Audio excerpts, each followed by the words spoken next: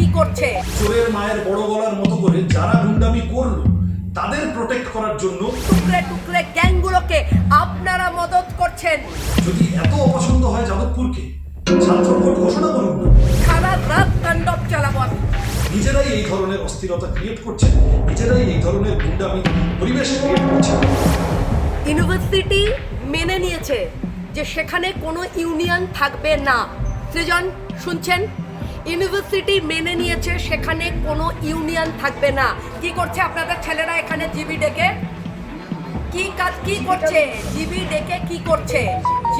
GS ঘোষণা করবে কিভাবে? কিভাবে আমাদের ছেলেদের গায়ে হাত পড়ছে? কেন ধাক্কা মারছে? ছোট লোক বলছে, সিভিল দাস বলছে।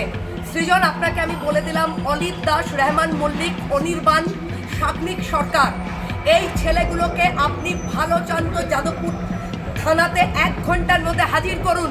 চোরের মায়ের বড় গলার মতো করে যারা গুন্ডামি করলো তাদের প্রোটেক্ট করার জন্য কোথায় গিয়ে জানিয়ে দেখছি মিডিয়ার সামনে সুজন চক্রবর্তী বা আমার নাম করে চিৎকার চেঁচামেচি করছে।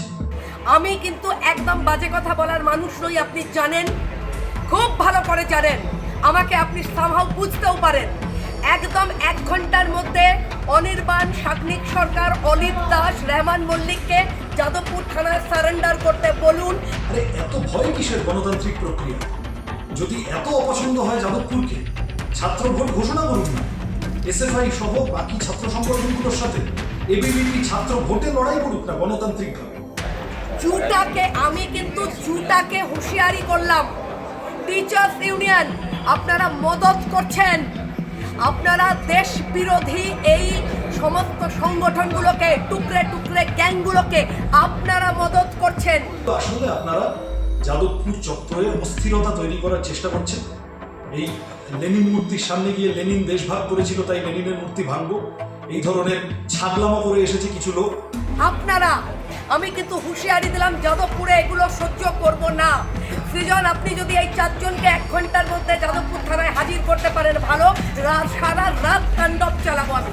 নিজেরাই এই ধরনের অস্থিরতা ক্রিয়েট করছেন, নিজেরাই এই ধরনের গুন্ডামি পরিবেশ ক্রিয়েট করছেন। যাদবপুরের ছাত্ররা আপনাদের এই পাতা ফাঁদে পা দেবে না। যাদবপুরের মানুষ আপনাদের এই জোর করে গুন্ডামি করার চেষ্টা পছন্দ করে। কোথায় লুকিয়ে রাখবেন? কটা ছেলে আপনাদের বলুন? গোটা যাদবপুর এক হয়ে গেছে। কটা ছেলে আপনাদের? কজনকে পারবেন বাঁচাতে?